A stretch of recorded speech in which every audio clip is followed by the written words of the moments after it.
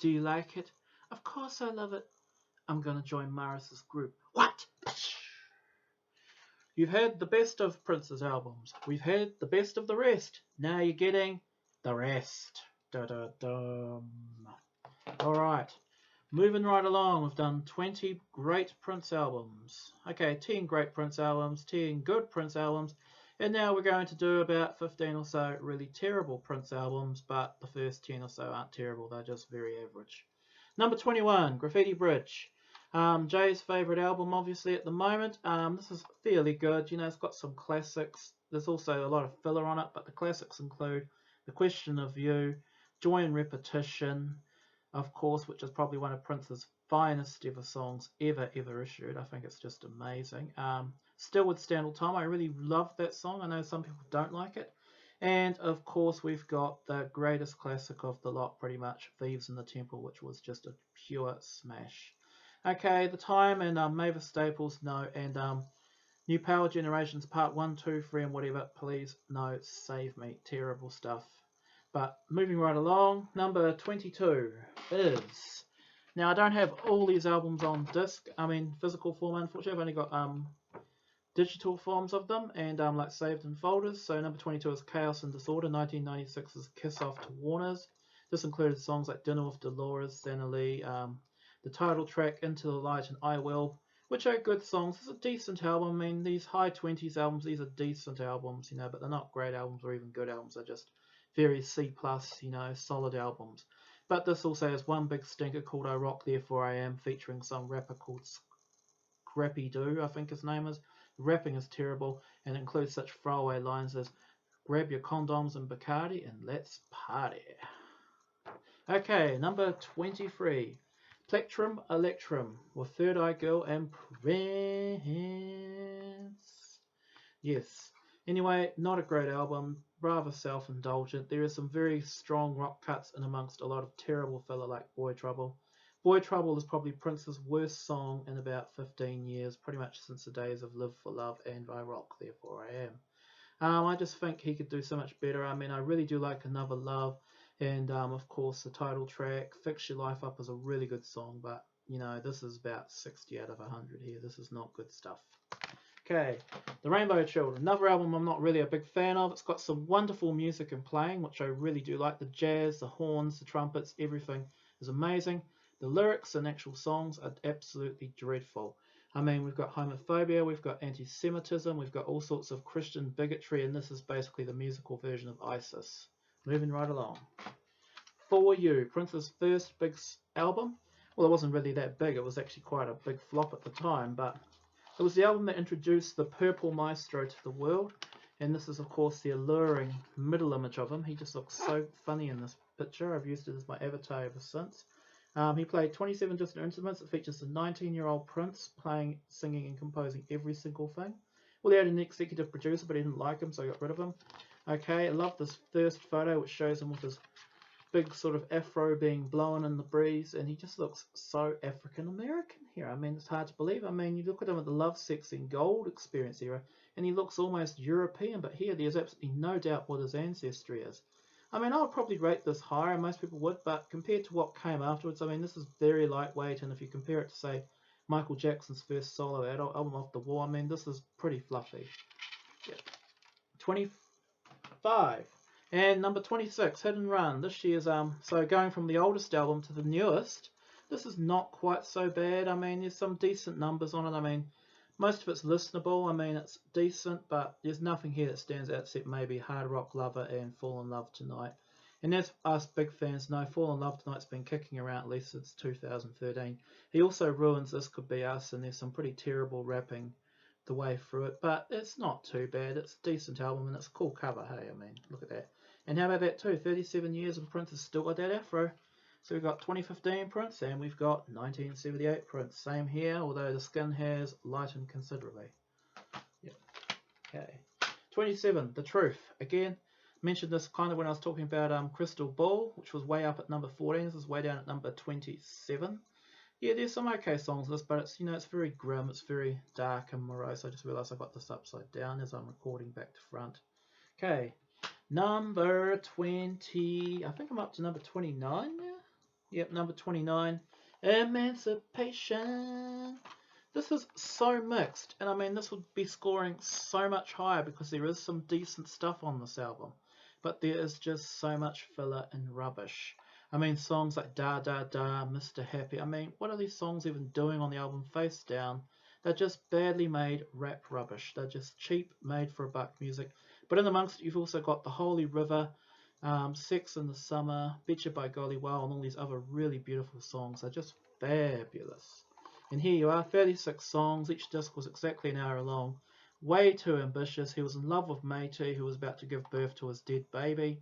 And yeah, this could have been bigger than it was. And it didn't help at this time, between 93 and 2000, he was calling himself the symbol. And just basically proving to the world how balmy he was. Okay, numbers 29 is The Vault, Old Friends for Sale. Unfortunately, again, it's another album I just do not have a physical copy of, so I apologise for that in advance.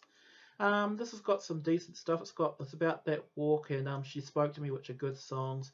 Less good is My Little Pill and Extraordinary, but it's not too bad. But it's very self-indulgent, and really it is just a cobbled together set of extras, and you have to lose points for that ugly cheap ass Photoshop photograph. I mean, look at it. 1999 looks about 1993, judging by his hairdo. Okay, so that's number 29. Number 30, lucky number 30, and now we move into the truly bad Prince albums. Batman soundtrack, this was a massive hit, mainly because of the movie, but apart from Bat Dance, Electric Chair, Scandalous in the Future, the rest of this is virtually unlistenable.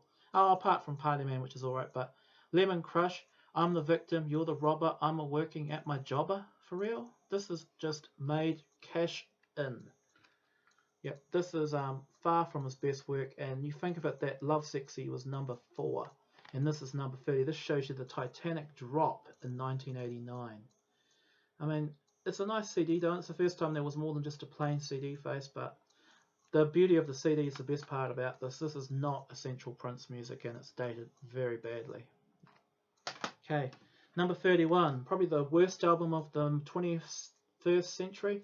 Musicology. Now, I know I'm being really harsh here, but this album is so unremarkable. I mean, Illusion, Coma, Pimp and Circumstance, and Musicology are the only decent tracks. I suppose If I Was a Man in Your Life too, but the rest is just boring, Elder Statesman, jazzique. I mean, I used to really like this album, but it's just so boring next to his later 2000 stuff. And he was playing it so safe, it's almost like, drowning yourself in milk. Okay. Number 32. Rave Into the Joy Fantastic, the big 1999 comeback that was supposed to go everywhere. It was a colossal flop. A lot of badly contrived duets, and it's got that horrible 1999 Britney Spears NSYNC poppy girl group sound written all over it. It's just, oh. I mean, I really am getting into albums I can barely listen to now. I mean, look at that outfit. I mean, for real? I mean, look at it. It is gross. The best thing about it is that guitar, and he had his little French braids, and the CD looks pretty cool though, and you had this fold-out poster here. You're going to get a load of this. Yeah. I have no idea what Prince was trying to say with this message, other than I am a complete prat. Who wears a rhinestone glove, it looks like, in a swimming pool? And again, I don't know what it was with the late 90s and hideous computer graphics. Okay, that's number 32. Number 33, now all these really bad albums, I've just got pictures of them. Number 33 is this beauty here, One Night Alone. There was also a piano album and a live album. I've heard them all, but I don't really care. They are just very average shows, what I mean. Of all the Prince concerts people have been to, they chose to tape these. Number 34 is this whole MPG MC stuff, all this New Power Generation Music Club. There's 4 of these albums: Chocolate Invasion, Slaughterhouse, C-Note, Expectation. None of them are very good. Some of them have got a couple of decent songs, but overall they're very boring, especially the Chocolate Invasion. I think Peach and Black rated these albums and they've got like really low marks. Okay, 35. It's even worse. It's Rave Into the Joy Fantastic. Some very bad, atrocious remixes. There is one highlight on this album though, and that is the song Beautiful Strange. I love it. Maybe I should have even rated this album a bit higher than 35th out of 37. Now, I know I haven't heard every single album. I'm not going to rate bootlegs or greatest hits collections. Moving down to number 36 is actually an album I have got. It's News. Well, actually, I'm lying. This is actually a similar cover to News, but it's actually known as North, East, West, South. It's 4 jazz-like tracks. I mean, they're just jazz. It doesn't go anywhere. It's not absolutely dreadful. I've got 2 albums that do make dreadful, but It's very average, and yeah, it's boring. There's like no musical life in it whatsoever. Okay, so Prince, you can make third-rate jazz, but you're not Miles Davis or John Coltrane. Give it a rest. There's really much in this world in this period. This is actually a single for SST, but the cover is very, very similar.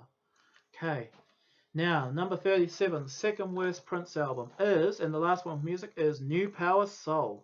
Now, for some of you say this isn't Prince, this is a New Power generation. It's not a Prince album. It is a Prince album. He's singing on it. He's singing rubbish like Mad Sex and Freaks on this side, Until You're in My Arms Again, and Shooby-Doo.